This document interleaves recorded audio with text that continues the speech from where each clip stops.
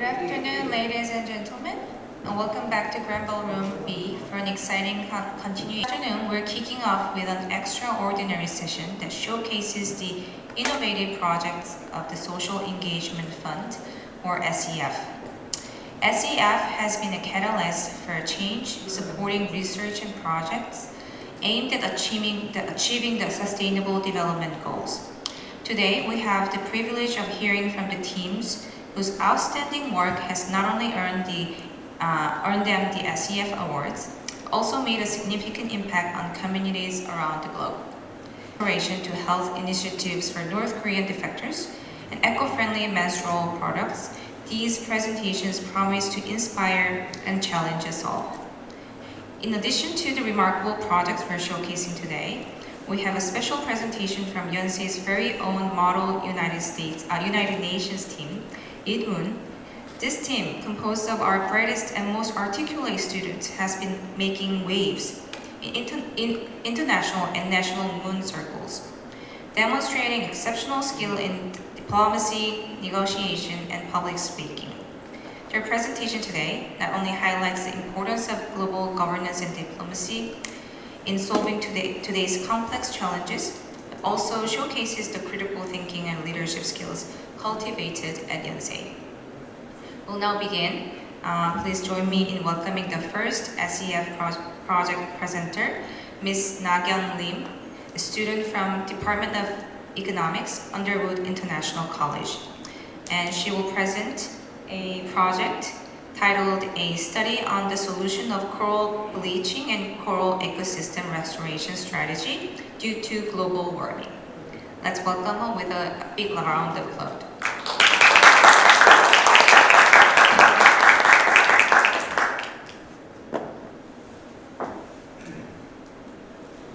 Good afternoon, this is Na-kyung Lim, leading the team S14 in the Social Engagement Fund 2023. It's an honor to share our project today, managed with our team member Haemin Choi, through the title of Reef Revival, Bridging Research and Sustainable Life. Can anyone guess what these two numbers indicate? Corals are often called tropical rainforests of the sea, and in fact, these are the numbers that imply the significant and urgency of our topic, which triggered our team to conduct the project. Fully 25% of marine species inhabit coral reef, making up only 0.2% of the ocean floor. However, it is looming possibility that the corals around the globe would face total extinction by 2100, around 93% due to human activities.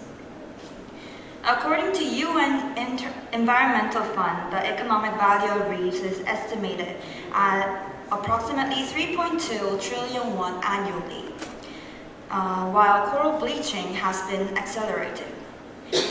Coral bleaching is the phenomenon of corals turning completely white, like the picture. This poses significant threat to marine life and economy, directly related to humanity's survival. Despite the urgency, not many people are familiar with this issue. As an undergrad and a beginner researcher, therefore, we would like to hire the accessibility through empirical research. Team Green Wave aims to deep dive into coral bleaching and seek for coral ecosystem restoration strategies. We focused on soft corals in Korea and hard corals in Malaysia, linking sustainable industries through data analysis. The underlying target SDGs are number 14, life below water, and 13, climate action. These align with maintaining the resilience of marine environment and improving educational capacity in the sense to the climate change mitigation. Including literature studies, consultations, and on-site survey, our research has investigated international and domestic cases. Before SEF, our team operated Workstation 2022 by Institute for Higher Education Innovation in Yonsei University, from the approach that direct solutions are most efficient. We have designed an artificial reef with 3D programming to enhance local marine resources and boost biodiversity. Since 3D concrete printing accompanies cost-effective sustainable materials, we affirm the potential of the design. With the concern of recognition deficit, we then conduct in-depth interviews and created product to promote social awareness of social ecosystem. Literature studies that were proceeded every week, including resources from ICRI, International Coral Reef Institute, NOAA, Coral Reef Conservation Program, and even documentaries led us to gain deeper understanding of species and restoration data. Following this semester-long preparation, our team reached out for specialized institutions shown on the screen. Here, you can get a glimpse of expert consultations and fieldworks. The first part consists of visit to National Marine Biodiversity Institute of Korea, MOBIC, and meeting with Dr. Haewon Moon. She highlighted the urgent necessity of domestic research on soft corals to cooperate with international studies, other than just participating annual forums. Considering that Malaysia is crucial among the Coral Reef Triangle area, we have visited University of Malaysia Sabah, Borneo Marine Research Institute, the BMRI. Communicating with 3 experts, Dr. Muhammad, Dr. Fikri, Dr. Wahid, in each sector of policy development, coral disease, and ecology, allowed us to grasp the current status of Kota Kinabalu, fish bombing, and international cooperation. As you can see, there are various insights that we have gained. Marine scientist Alvin Shelia, Chief Manager of Reef Check Malaysia, based in Tioman Island, provided detailed information on underwater data collecting process and deduced agreement for future collaborations on developing educational programs. Based on the insights, we have conducted on-site survey with divers near Sabah and Kota Kinabalu, where more than 75% of Malaysia's reefs are located. As a result, low level of indicator invertebrates implies overexploitation despite certain parts of fair conditions. Last but not least would be analyzing data, applying toolkit for ecosystem service site-based assessment, despite limitations due to unfamiliarity and insufficient data. Throughout our journey of tackling reef revival and sustainability, the main takeaways are the realization of change in species due to ocean acidification and the significance of research or education prior to application in industries. We first thought that application to industries would be the most important thing. However, throughout our research project, we were able to find out that research and education, the linkage between the two, are the most important thing. We propose to develop participatory curricula for coral conservations connecting compulsory education with university research and governmental institutes. Ruminating aforesaid target SDGs, our research has contributed to sustainable management on marine ecosystem and building capacity for climate change mitigation. These are the specific division of SDGs, which is 14.2, protect restore ecosystem, and 13.3, build knowledge and capacity to meet climate change. This would be the first step of joint venture of academia, action, and system. We believe issues not recognized in our daily life should come to the fore by anyone, not by only experts, but by people like us, students. We thought that marine ecosystem is far apart from our daily life. However, we believe that the impact is immense. We hope these research and discussions trigger actions and reactions for a sustainable future. Thank you for your attention.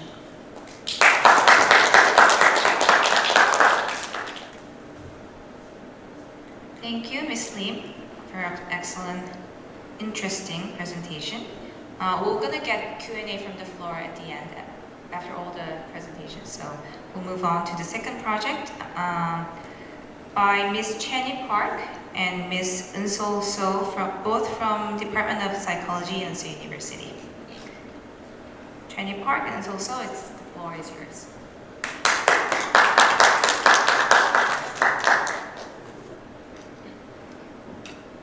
Hello, we are Eun-Sol and Park Chenny here to present to you our SEF project about the research on application usage for the promotion of sustainable feminine hygiene products.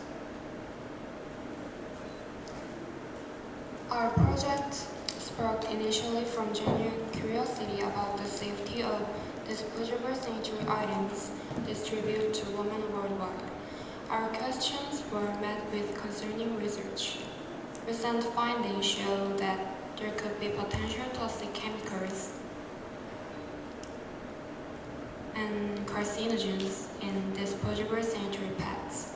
Simultaneously, these products are damaging to the environment, as one woman generates about 1 ton of product waste in her lifetime, and almost 90% of disposable sanitary pads are non-biodegradable and eventually incinerated. These results are alarming, and we began our project to investigate further into this issue. Our study purpose consists of 3 core parts: to reflect upon the awareness regarding feminine menstrual products, to find methods to encourage the use of eco-friendly menstrual products.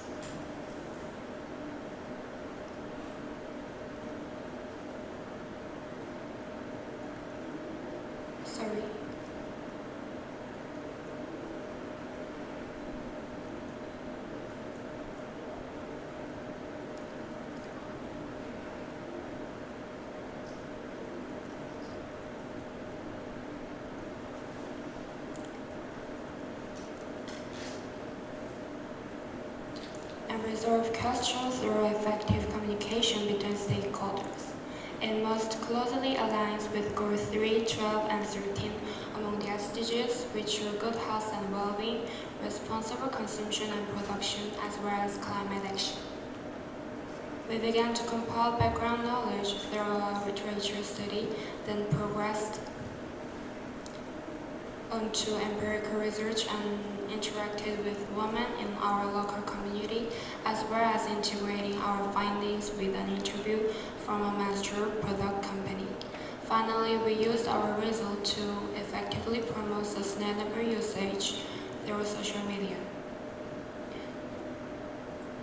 Our empirical study was longitudinal and lasted approximately 2 months. We gathered female participants between the ages of 18 to 28 within Yonsei University who had no experience with reusable sanitary pads. Our goal was to interact directly with those in our local school community and understand the benefits and shortcomings of sustainable pads while maximizing ecological validity. A within participant questionnaire method was used. As seen in the pictures, we created an anonymous online chat with our participants to answer their queries. We also supplied each participant with cotton pads through the received funding and distributed the items on campus. Our within participant questionnaire consists of 3 components: the pre-use, during use, and post-use survey. Each file was given to the participants to complete online in coordination with their own menstrual cycle. The survey posed questions about menstrual products consumption, practicality and comfort of the cotton pads, prospective use and change of perception, etc.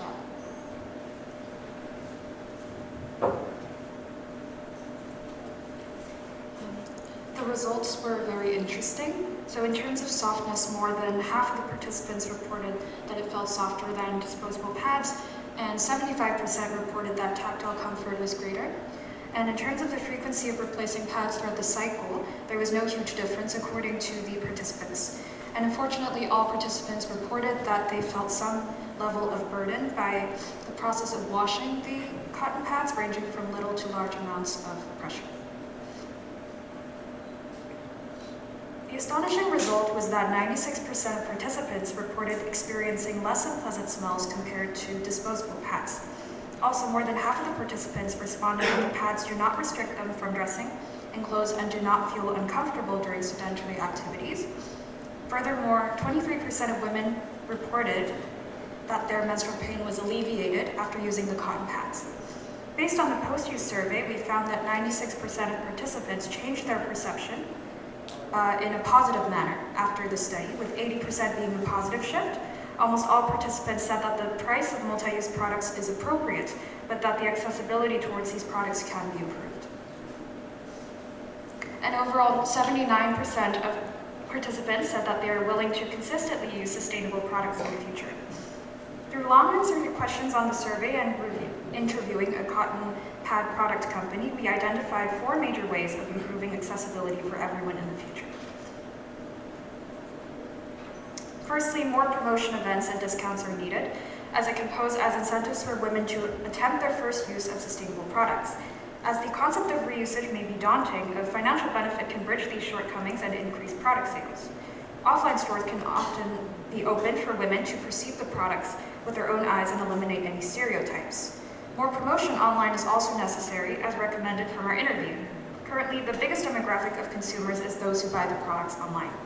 And lastly, education in schools is also important, along with establishing tools such as waste bins and washing tools in public spaces. The final step of our study was to promote sustainable products through social media.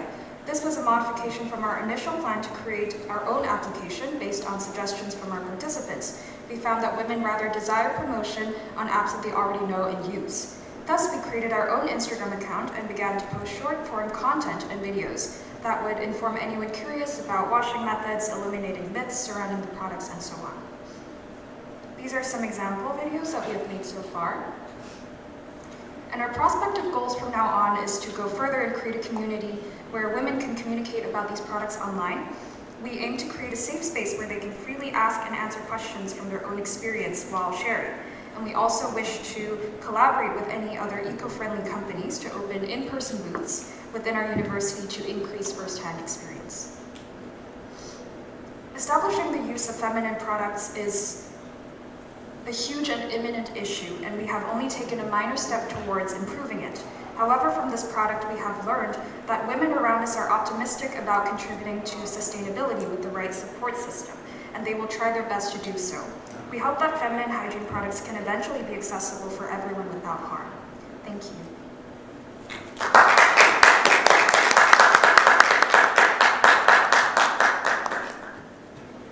Thank you, Ms. Channy Park and Insol. So, I actually watched all these presentations once before when you guys did presentations at the Grand Ballroom last time, but it sounds different a little bit. But they are more organized now and summarize more, so I think it's more easier to deliver the message to the audience more. So we have the last, but of course not the least, SEF project presenters. Today, Ms. Urim Lee from College of Nursing and Ms. Yejin Kang from College of Medicine. Let's welcome them on the stage.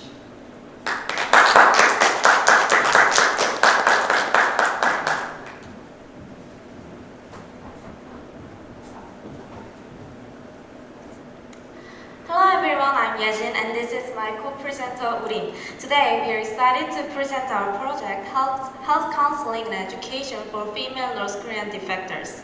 It is no doubt that health is a crucial concern for all individuals. However, some may wonder why we specifically targeted female North Korean defectors. Let us explain why. In many cases, they make a layover in China to enter South Korea. However, since China denied their refugee status, they are considered illegal residents. Meanwhile, female North Korean defectors often become targets of human trafficking, forced marriages, and prostitution. With their cultural and language barriers, this worsens their lifestyles and leaves them in a social and medical blind spot. And as the situation is a consequence of the ideological conflict of the Cold War era, this should be addressed with a sense of international responsibility. However, previous research has primarily concentrated on North Korean defectors in South Korea, neglecting those in China. Therefore, we set our research goal as follows.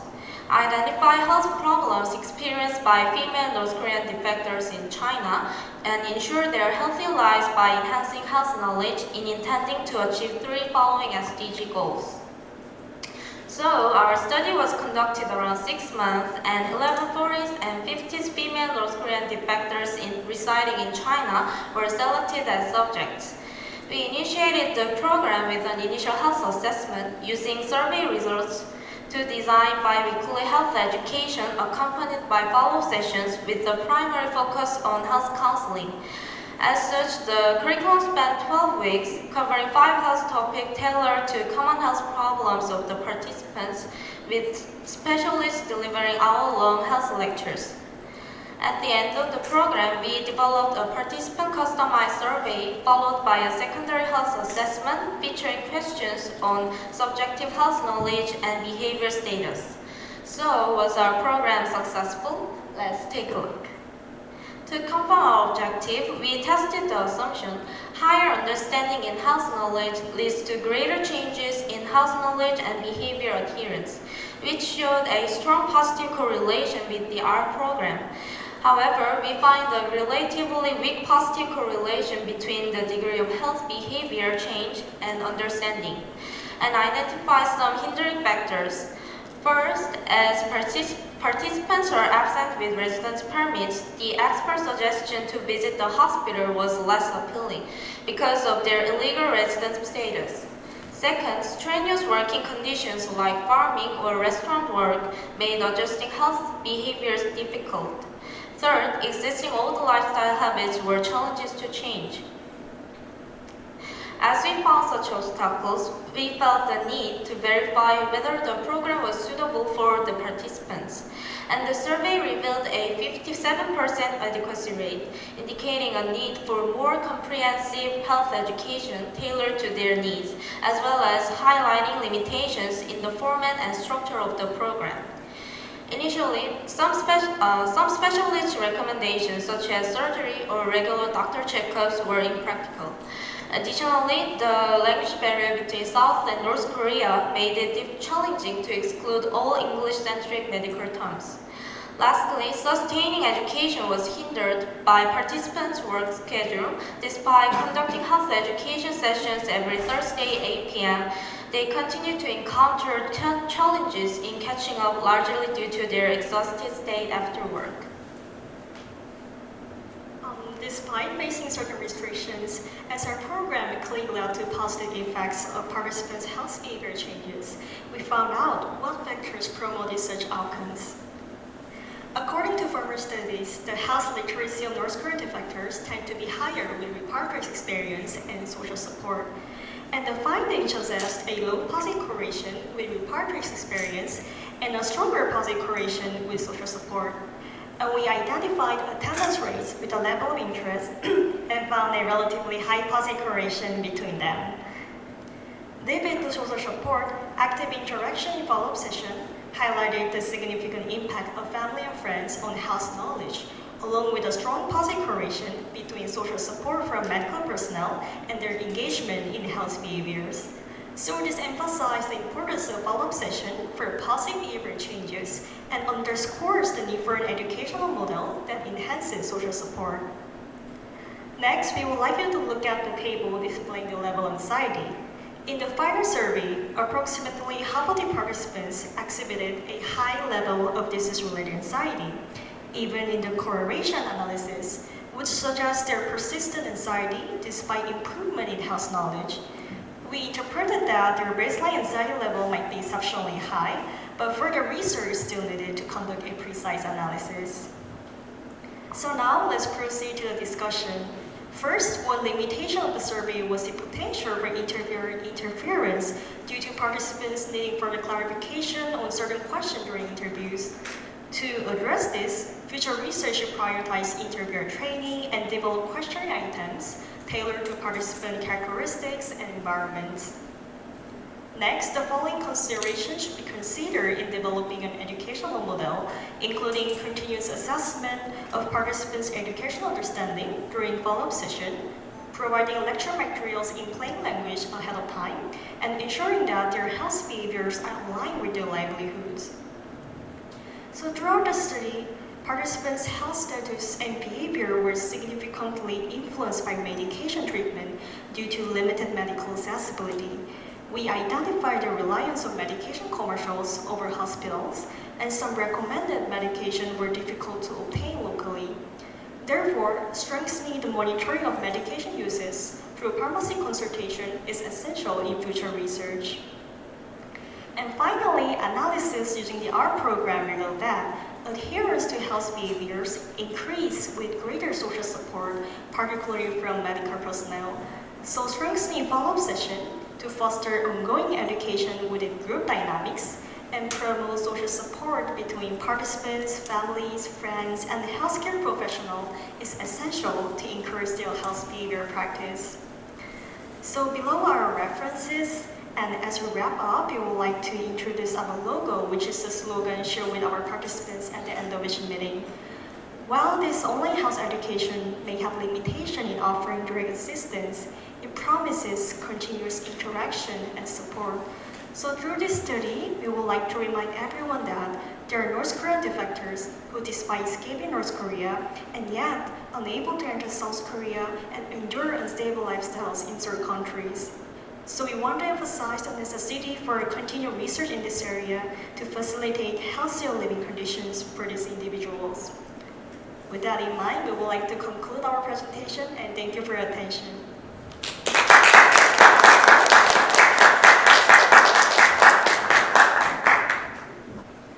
Thank you, Urim and Yejin.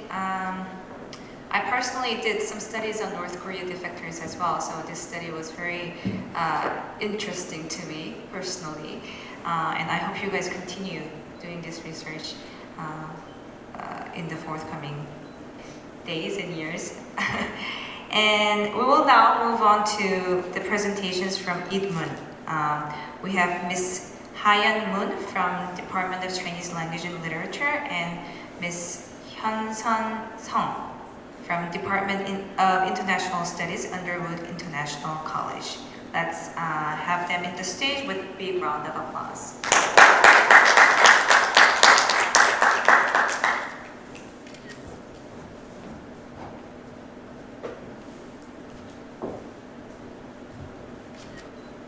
Esteemed guests, good afternoon.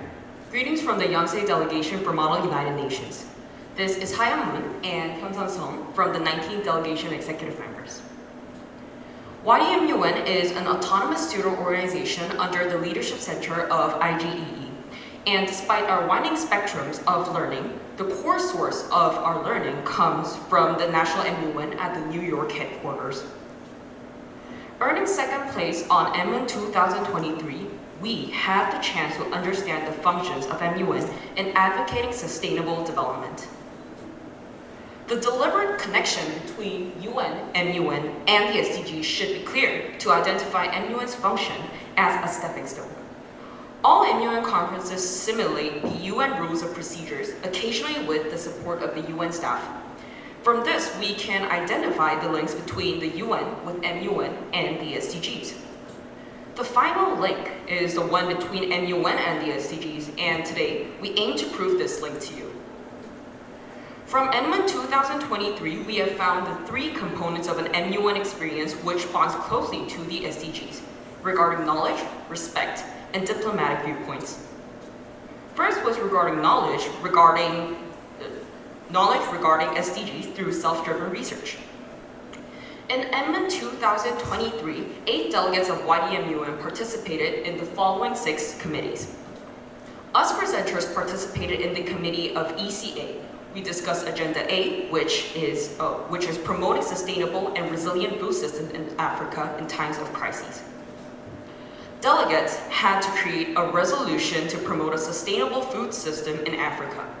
Referring to the UN's explanations of the goal, we have to discuss agricultural practices, R&D, informational access, and so on during session. Active self-driven research was needed to tackle the topics due to the unique concept of being a delegate.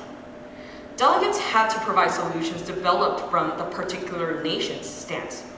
More knowledge about Tunisia sprouted more adequate and educated guesses on the possible stances of ours as delegate diplomats. For instance, discovering that Tunisia had drought-tolerant technologies, we created a possible solution by Tunisia leading collaborative agricultural R&D programs.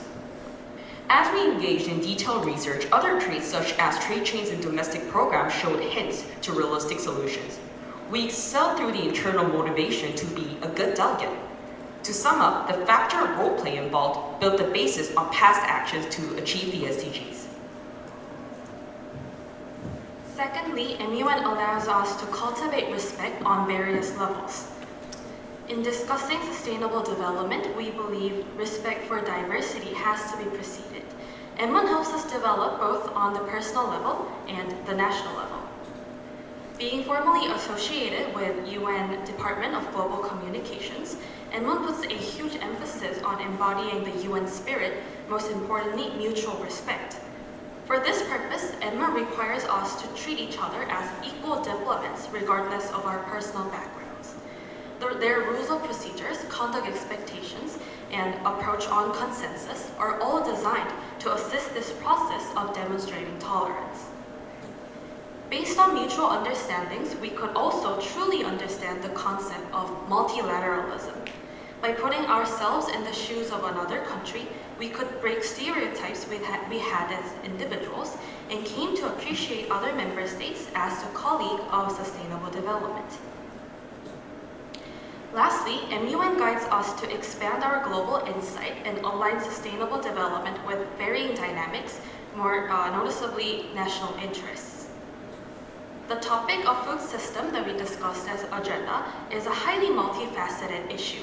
It incorporates almost all 17 SDGs, as we also had to consider the issue of sustainable production and feeding the marginalized population. Noticing the necessity for a comprehensive, systematic approach, our team suggested a new way to structure the agenda. We modified the original definition of food system by FAO to suit Africa's unique conditions. We then ended up with a consecutive, newly defined 6 steps as follows. After restructuring the agenda, our team analyzed Tunisia's strengths and weaknesses to find grounds for negotiation. Tunisia had a big processed food industry and successful policies such as the National School-Based Feeding Program. But the country was still troubled by its vulnerability to drought, heavy import of crops, and marginalized rural farmers. As we categorized them according to the previous 6 steps, we concluded that incorporating the rural population and finding the new markets are 2 urgent demands that we had to meet. Here, we stepped up the discussion to an international level. Our committee's biggest clash we will focus on is the left one, which is different emphases between technological financial development and concerns about marginalized populations unable to benefit from the development. To find rooms for negotiation, we suggested to redesign existing policies to target marginalized populations. Tunisia's school-based feeding program could be a good example to expand on. While utilizing public school as a center of child feeding, we could invite the rural population as active participants by supplying the food from local small-scale farmers. Then we could further invest the profit in local agricultural infrastructure or tech development. We suggested to test the program in Tunisia and share best practices to other countries. By doing so, we could bring global attention and resources to our most urgent issue of feeding the rural population and expand Tunisia's influence to the African market in the long term. As in these examples, we learned to carefully balance different dynamics with sustainable development and find a win-win solution for all. To summarize, the 3 requirements that make MUN the essential stepping stone to the SDGs are the following. First is building broader knowledge on the SDGs through self-driven research, which is the most interactive form of learning. Second, cultivating respect on various levels, including personal and national levels with other member states. And finally, garnering perspective to align the SDGs along with unique national interests. We believe the UN is further acknowledging such roles of MUN, with the General Assembly adopting a resolution on Model United Nations for the first time last year. They have reaffirmed the values of engaging youth with the initiatives and goals of the UN. Furthermore, the Model UN Refugee Challenge, expanding every year by the UNHCR, globally accepts and shares MUN resolutions to policymakers. This truly stands as a leading sign to the UN's devotion and dedication to amplifying the real-world impacts of MUN. The previous three components have confirmed the role of MUN as the stepping stone to the SDGs. YDMUN has walked through these stones and now believes that MUN sets this shared spirit for the future architects of sustainability. We are devoted to continuing our role as stepping stone builders post-MUN, providing quality MUN conferences to teenagers with the Seodaemun District, Hanoi, and finally the annual Yonsei Model United Nations. By resetting the young minds, we hope to create a sustainable cycle of dedication. We urge our esteemed guests to remember and support this connection and kindly extend a hand in MUN activities in and out of Yonsei. Thank you for your attention and consideration.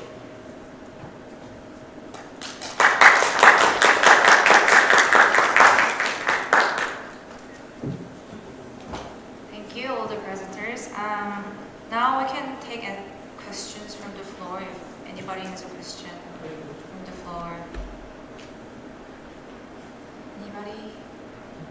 Maybe you guys can ask questions to each other. Any comments? No? Did you guys have any question to each other?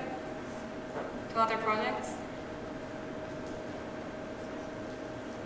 Yes? He will give the mic.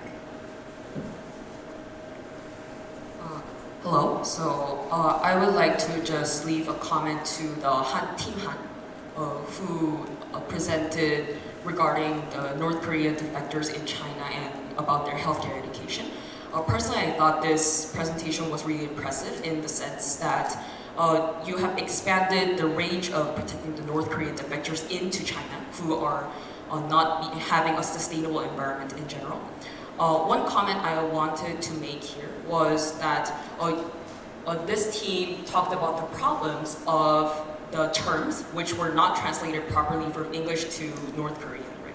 So if that could be used sustainably through the communicating with the North Korean defectors in Korea who have already obtained knowledge about the medical terms which is used in South Korea in English, that might have been a better extension of the projects in the future. And I believe this project continues in the future in this kind of manner. Thank you so much for an amazing presentation.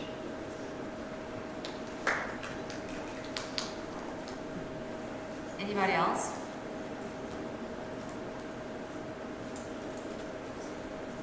We have about 15 minutes left. We can end early, but if you want to spend more time on discussion, or yes, Can I okay. do some Yes, comments yes. and question to the MUN team? I thought it was really, I actually participate in some MUN, so I know like the process like basically, but I want to ask you, what was your like main attention, like your interests of the topics and the organizations, and what was your hardships while like making up the resolutions? I know that it's the hard process, you know. Yeah, so I would like to hear that.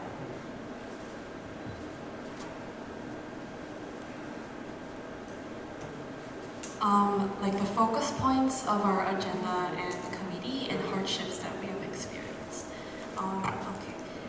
So some of the focus points that we had wanted to address in our agenda was not just focusing on the issue of food system itself, but also expanding the topic to the question of sustainable production and defeating the marginalized population. And it would be very sustainable if we could invite the local population more actively, not just as beneficiaries, but also as active participants themselves that could contribute to this sustainable system. I think that was one of the reasons why we came up with this idea of expanding national school-based feeding programs, so that we could include the rural population not just as beneficiaries who benefit from funds, but also as participants and suppliers themselves that make actual contributions to this system. And some of the hardships we have experienced was that since there were a large number of delegates participating in MWIN, sometimes there were miscommunications that led other delegations to think we have different colliding viewpoints that is almost incompatible for each other. So we took a lot of time and effort to straighten out the communication process and assure them that we are standing on the same viewpoints and our views are not incompatible, but actually pretty much the same thing on the same grounds. Yeah, I think that was one of the hardships and some emphasis point that we wanted to highlight. Hyun, do you have anything else to add? Yes, so basically our greatest challenge and at the same time our greatest goal was consensus, right? So as most of the students who participated in MUN strive to do so, creating consensus in MUN was more difficult in the sense that we have different personal backgrounds aside of being a delegate of a certain country. And trying to elaborate into that types of personalities and new people while we're communicating with them was the biggest challenge in the 5 days. Well, we ended up actually creating an amazing resolution, one resolution for the whole committee. But during that process, there were a lot of conflicts which were pretty diplomatic and sometimes personal. And this, we'd say, academic and personal growth that we went through in the process is what we think we gained the most from this MUN experience and MUN in general in the future too. Sure. Sorry, I just wanted to add one more thing, listening about the consensus. So I know that many other MUN conferences approve resolutions based on majority, based on voting.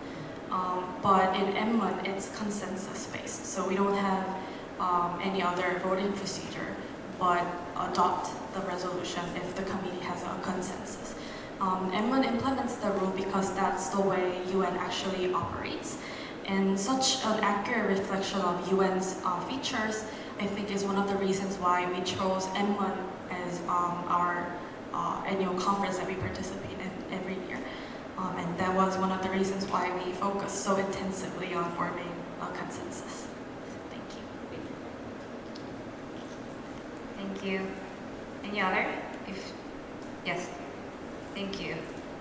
Could you please introduce yourself and then ask questions? Yes, hi, I'm John. I major in psych at Yonsei here. I just want to say congratulations to Chenny and Insol. I saw them on the brochure, so I thought it would be nice to come. And just want to say congratulations to Urim, my elementary, middle, and high school friend. I didn't know she was even in this school, but I was like, wow. So I was talking to our professor right now and saying, don't let Chenny and Insel go away from this school. We need them in grad school. People like them need to be at our school and do more academia. I just wanted to ask with the administrational products, because Korea is one of the countries where Hyungpyeong-sum is very important. So with that, this goes really extreme, saying people who, let's say you buy alcohol, there's 10% VAT. Whereas you buy a Band-Aid, there's also 10% VAT. But also with administrational products, tissues, and other necessities are also taxed with the value added. And I thought, is this something that you guys considered combating? First, by increasing the approachability of the choice, women's choice, and number two, yes, by doing those, making into cotton pads, it may decrease the waste per person. But now we also have to think of, I'm not trying to attack or anything. I just want to ask, because hygiene is something that you have to consider. But what about countries where clean water isn't available and laundry is not an option for the pads? Is this because if we go to Haeundae or Laguna Beach, like these developed countries, beaches are very clean and the areas are very clean. But if you go to Southeast Asia or certain parts of the world, you can just by seeing from tourism, it's not a clean place to wash something and reuse it. So is this something that you guys thought about?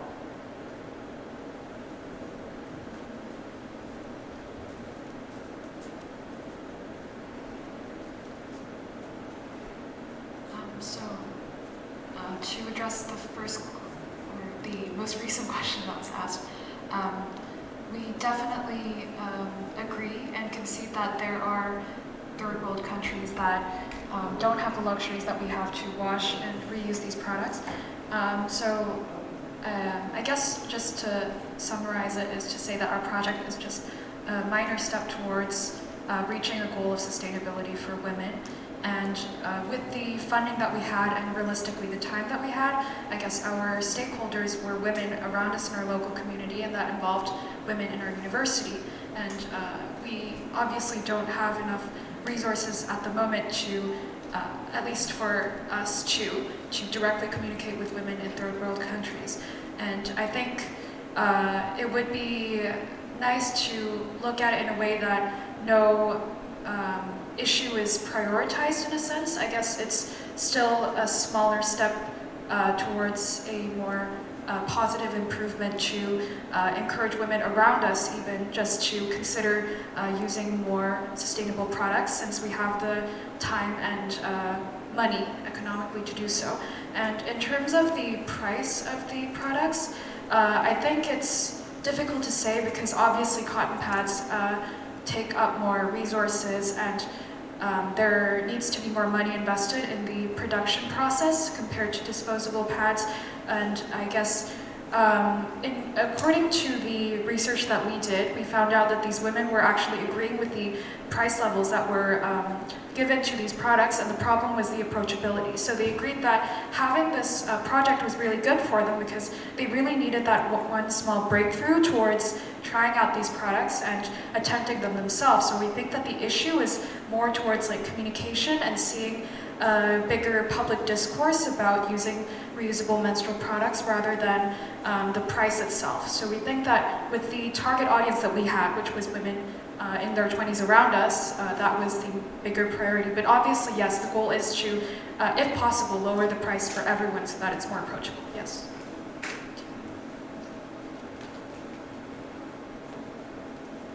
Hope that answers John's questions. Yeah. All right.